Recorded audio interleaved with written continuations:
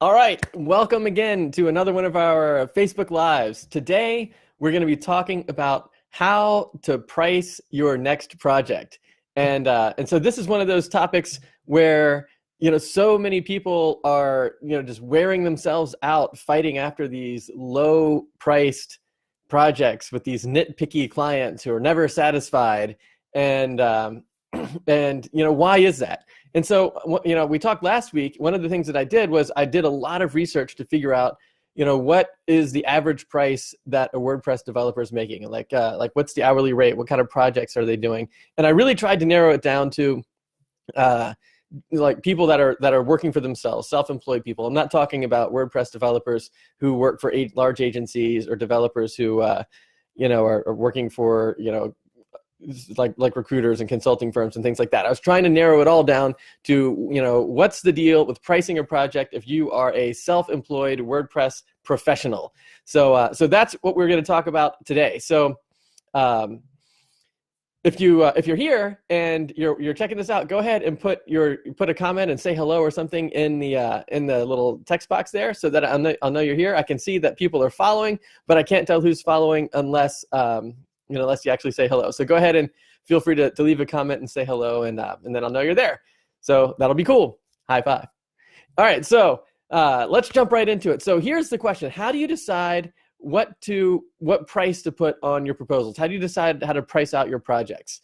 And so here's the thing. And this is it's going to seem sort of simple, but it's a critical point to get across. And the thing is, your clients are people too. They're just like you. They're just like me. Your clients are, hey, Rodney, what's going on? Hope you had a good weekend. So your clients are people that are just like you, that are trying to, evaluate whether or not something is a good investment for them.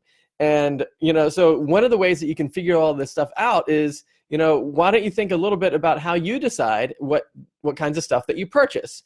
So, if you're going to buy something, or if you're shopping around for something, how do you decide how much something is worth and whether or not you're going to buy it? And the answer is, you generally ask yourself, are you going to get more value out of the thing that you're about to buy than the thing costs? And now there's two different kinds of value, right? So there's two different kinds of outcomes that you can get from buying something. And one is, like, if you're buying like luxury items, for example, these are things that you could do without if you had to, but you kind of want it. And so if you buy it, you're going to get, pleasure or status or something like that from owning it. So for example, an example of this kind of item would be like, should you buy cable TV service, or should you use Hulu and Netflix or something? And so, like, what's the, how much pleasure are you going to get out of one of those services versus the other? And then you kind of compare the costs and so forth. Another would be like, should I book a first class ticket or should I fly coach? The outcome is going to be the same. You're going to get from here to there, but, the experience is going to be a little bit better along the way if you buy first class. So is it worth it? Is it worth it to you to spend that much extra money to get that much extra pleasure? So that's, again, like a luxury item. Another would be like, should I upgrade to the oceanfront room at my hotel? And so, you're still at the beach, you're still at the hotel, but should you upgrade to the oceanfront room? And so these are all examples of like luxury items. And when you think through it, you think to yourself, well, am I going to get enough pleasure out of it to make it worth the extra dollars I have to spend to get it? Now, the other category of things is like necessity items. So if you're trying to figure out whether or not you should buy an item that is not really a luxury item, but it's a necessity item, the mental process, the things that you think through are different. And what that means is, like, so an example is like I'm looking at, I got some Inteloops right over there. So I've got some rechargeable batteries. So, like, should I buy the rechargeable batteries? They're more expensive than the ones that don't recharge. But you know what? If I get them, I can recharge it like 1,000 times. So, the cost of one battery might be the price of like 2 non-rechargeables, but you know what? I can actually recharge it like 1,000 times. So, the extra price is worth it. It's going to pay for itself over the course of a couple of charges. So yeah, okay, maybe the Inteloops are a good decision. Or another example would be like if you're going to buy some software or some apps or something like that, then you think to yourself, well, if I buy this particular app or this software, then I'm going to be able to be more productive. I'm going to be able to do better work, and I'm going to be able to make more money because I bought this app than I otherwise would have been able to make. So it's a good investment to buy that software. Or another one would be like equipment purchases of any type. Like even if you're like mowing lawns or something, you would look at the different lawnmowers and riding mowers and stuff that are out there, and you'd be like, oh, well, that mower costs a lot more than this mower, but I'm going to be able to mow more lawns, cover more territory, get things done faster. I'm going to be able to make more money because I have the better lawnmower. Therefore, it's worth the investment. And so I really wanted to dive into that to draw out the difference between when you buy a luxury item and you're just kind of thinking about, whether or not it's going to make you happy enough to spend the extra dollars, or a necessity item. Like you have to have this kind of a thing, because if you don't have it, then you're not going to be as well off. Like, so for, things that pay for themselves, or, like especially like the equipment purchase, that you got to have, if you're going to cut grass, you're going to have the mower. And so you have to think through, like, is it worth it to you to get the better mower? And if so, you can kind of figure all of that stuff out based on the return on the investment. That's essentially the point. And so the big difference, so what's the big difference really between a luxury item and a necessity item? And the big difference is the outcome of the thing that you're getting. So is the outcome of the thing that you're getting something that you can do without? And if it is, if you can do without the outcome, then it's probably a luxury item. And so what that means is you don't have to have it, but maybe you want it. And so you could still pay for it, but it's not going to be a high value item if it's not a really, if you're in a situation where you don't have to have the thing and you're not seeing that it's going to generate a massive return on investment, then the price is really going to fluctuate around a little bit and be pretty low. So the big question is, what category are you in when you go out and price your proposals? Are you in the category of selling luxury items, or are you in the category of selling websites that your client views as a necessity, as something that's going to get a return on the investment? And that's a huge question to ask, because that makes all of the difference. So one question that you can ask yourself to figure this out is, how do you justify the price of your work? And have you ever built a website that made more money for your client than you charged to create the website? And if the answer is no, and even if the answer is I don't know, if the answer is not anything other than yes, then you're in the category of selling luxury items, because the return on the investment, the outcome that your client is getting from this, is going to probably be lower than the price you charge to get it. Just like when you upgrade to the first class ticket on the plane or whatever, the outcome is exactly the same. You're still getting from one place to the other, but the cost is higher. And so the thing is, if you're selling a website and you know that you're going to be charging more for the site than your client's going to be getting out of it, then this is why your clients are saying they can't afford it.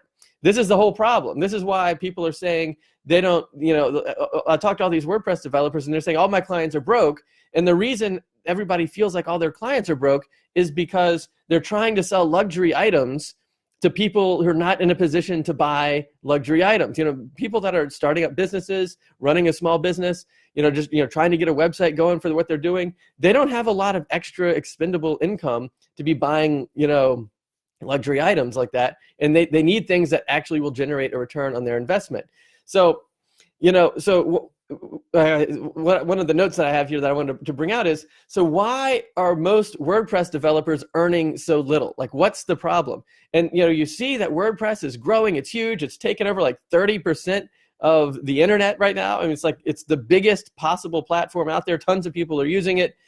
So why is it the case that, so clearly there's huge demand for WordPress work. So why is it the case that WordPress developers are earning so little? And the answer is, they're selling items that don't have a return on investment. They're selling these luxury items that their clients aren't seeing the value in. And so, for example, if you're like shopping around on job boards like Upwork or something like that, trying to find work, then you're not bringing what you need to bring to the table. You're only bringing these technical skills, and you're relying on your client to come with the business development aspect of everything. And so that's a huge issue with why WordPress developers are earning so little. It's because they're treating the job like they're treating trying to get a job at an agency or at a corporation. And so, like, if you look at people's websites, Like, I look at a lot of WordPress developers' websites, doing all this DoubleStack training and everything. And let me just tell you what the DoubleStack is. It's not enough to just be a full stack developer. Like, if you've got technical skills, that's awesome. If that's all that you want, then what you should do is you should go, connect in with a recruiter or a job hunter, or apply to an agency, or even the government. I have a couple of colleagues that work for the United States government because they run WordPress websites there. And so if you're a full stack developer or only interested in the technical side of things, you should go get a job doing those types of things, because that's where you'll be able to do the stuff you like the most. But if you're in the business of running your own business and you're self-employed and you're trying to get clients, you have to have the other stack. You have to have the development technical stack, but you also have to have the business development stack. And that's the biggest difference there is between going out and getting a job for somebody else and actually being self-employed. And the point is, your clients are not at all the same audience as agencies or corporations or large firms or whatever. It's an entirely different way to market to yourself. And the vast majority, almost all the WordPress people I talk to are marketing themselves to the wrong audience. Now, I don't mean that they're marketing themselves to doctors when they should be marketing themselves to psychologists or whatever, or lawyers or whatever. What I'm saying is they're putting together all of their marketing materials as if they're trying to get a job at a consulting firm, or trying to put together a resume for a recruiter to help them find a job, something like that. And they're not putting together a website that's drawing in and attracting clients. And so they're treating their website as their online resume, and they're putting stuff on there like graphic design, SEO, digital marketing, all of these different things that they know how to do, all of their skills. They're listing their full stack development skill set, but they're ignoring the other stack. They're ignoring the business development side of things. And that's attracting the wrong clients. It's attracting the wrong prices. It's a really frustrating thing, because in your mind you're thinking, like, even if you used, like, a lot of people I talk to used to have jobs at these agencies, and they're like, you know what, I want to go out on my own and do my own stuff. And they're thinking, I used to make $50, $60, $70, $80,000 a year doing the stuff that I'm saying that I can do, but when I go out on my own, I can't do it. I'm getting websites for $500 or $800. And what gives? I know that my skills are valuable. The company that I was working with was charging, a ton of money for the stuff that I was doing. Why can't I charge that? And here's the reason: because the company that you're working for has other people doing the other stack.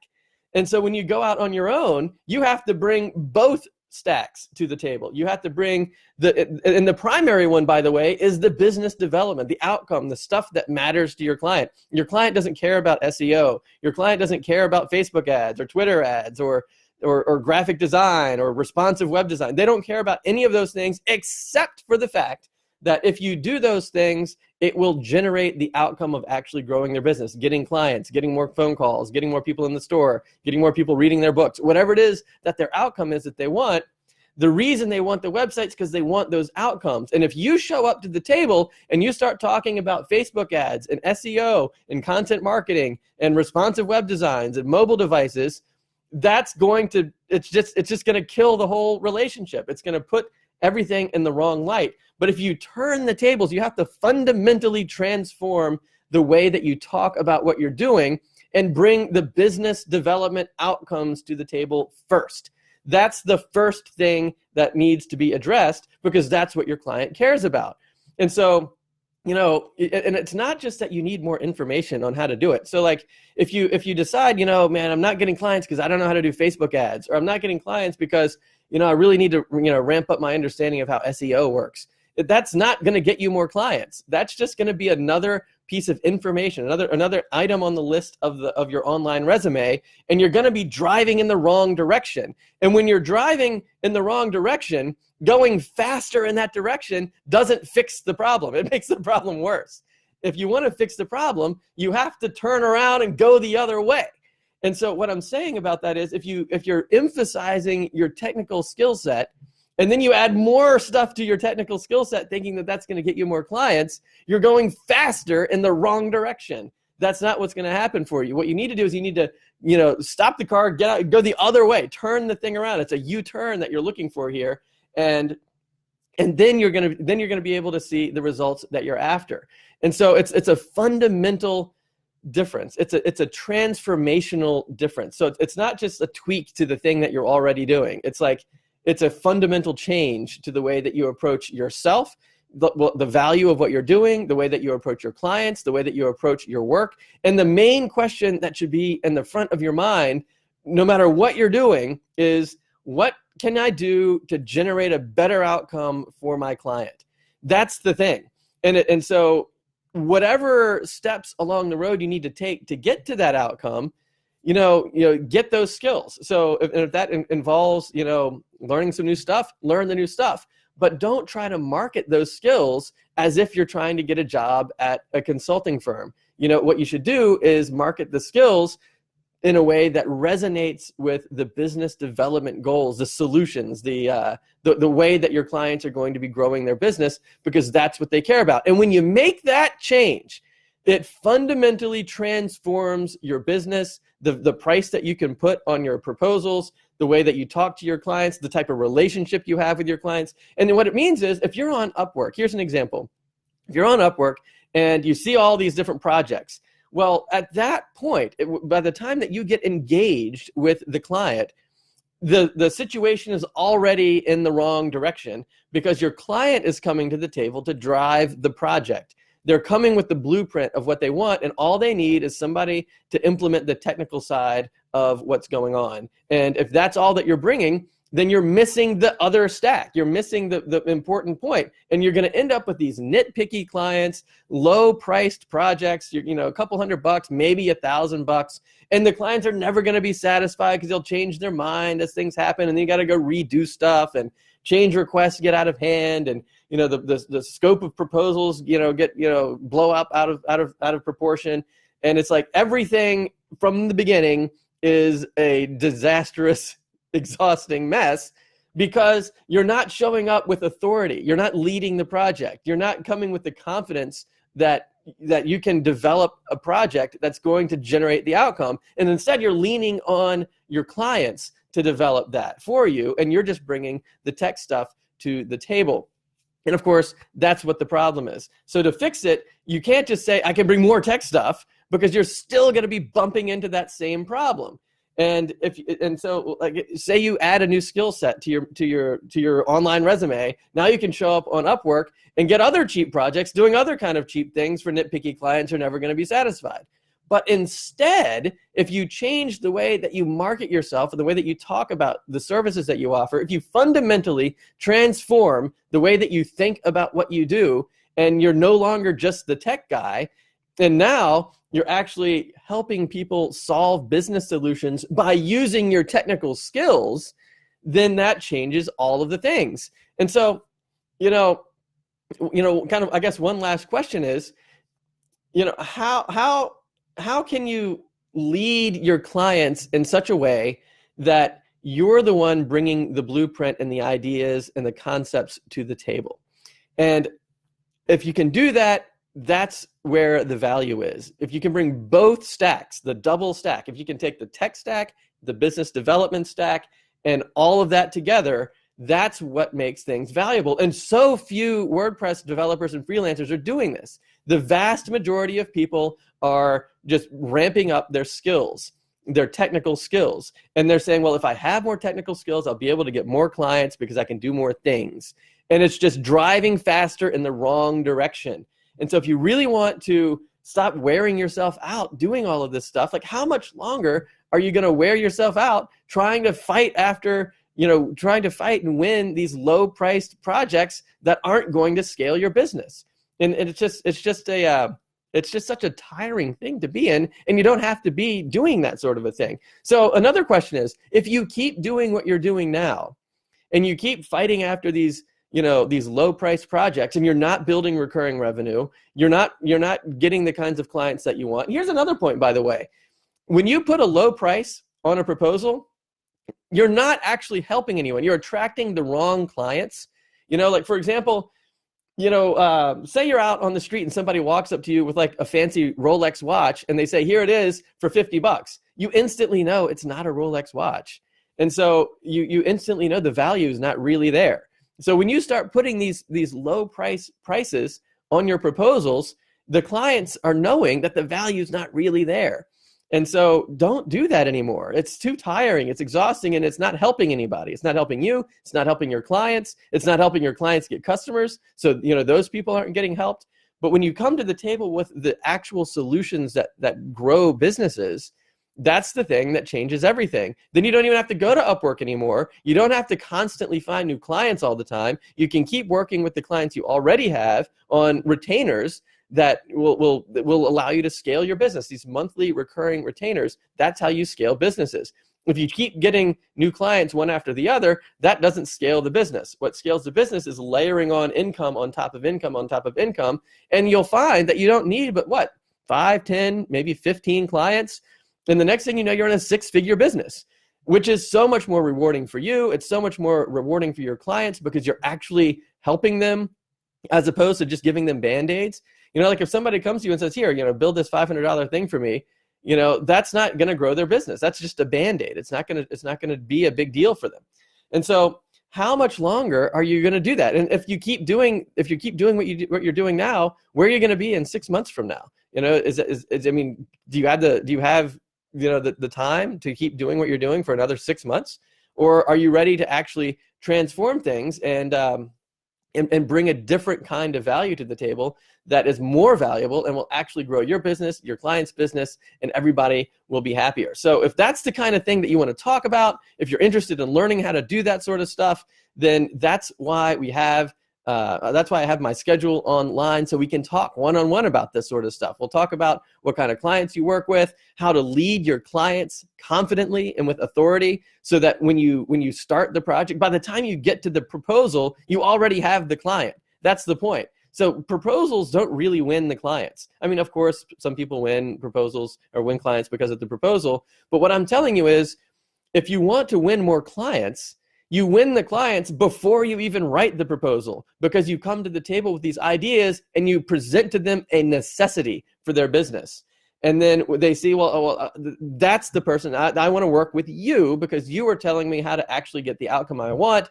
And that's how you win the client before you even get to the proposal. So if you want to talk about how to do that, how to lead your clients with confidence and authority, what rates you should be charging for this kind of work, and how to start tapping into recurring revenue right away, then go over to doublestack.net/call. You'll see my personal calendar on there. So you and I can actually talk one-on-one about this in the context of your business, who you work with, and we'll be able to get you, pointed in the right direction. So you'll be, taking advantage of all of this stuff. So go over to doublestack.net/call. You'll see my calendar. There's a couple of slots available of for times that might work for you. Pick a time that works for you, and as soon as you do that, you'll see a little questionnaire, a little form with a couple of questions on it. And you answer that. Let me know a little bit more about who you are, who you work with, what kind of websites you build, and things like that, so that when we get on the phone, I will be prepared to just crank out the value for you, so that you will understand more about what we're talking about and how you can implement these concepts into your business and actually develop a successful WordPress business and get out of the mix of all of the 95% of people who are just hustling to make $10, $20 an hour. Like last week, that's what we talked about. The average WordPress developer makes about $10 to $29 an hour as a WordPress freelancer. But there's an elite group of WordPress people out there that are helping their clients crush it, and they're crushing it too. And you'll find that if you serve your clients better, you will also have a payout as well. So it makes a big difference for you and for your clients and for your clients' clients. It's a triple win when you do this sort of stuff. So if you want to talk about how to do it, how you can turn your business around, how you can stop wearing yourself out fighting for these low-priced proposals and start offering, high value, like $5,000 websites with, $1,000 per month retainers, that's the kind of stuff. You can be making like $15,000 a month or more. $15,000 a year or more off of one client. And when you start developing a business that services your clients to that degree, you don't have to have a ton of clients to make a 6-figure business for yourself. 5, 10 clients? How many do you need before you have enough, before you're happy with it, before you're just crushing it, before you're making more money than you ever thought that you could, especially if you're coming from trying to, make that kind of money with $500, $800 projects off of job boards. So if that's the kind of stuff you want to talk about, that's why I have my calendar out there. I love talking about this stuff. I love seeing other people have success with this stuff. I love doing it myself. It's the kind of stuff that I do, all day long, every day. I've been doing it for like 16 years. So if you want to talk about it, head over to doublestack.net/call, pick a time that works for you, and it'll be awesome. And I really look forward to talking to you, and see you then. So see you again soon. So I'm going to go ahead and in this live. If you have any questions, go ahead and put them in the comments below. We can talk about it. And in the meantime, head over to doublestack.net/call, and I look forward to talking to you soon.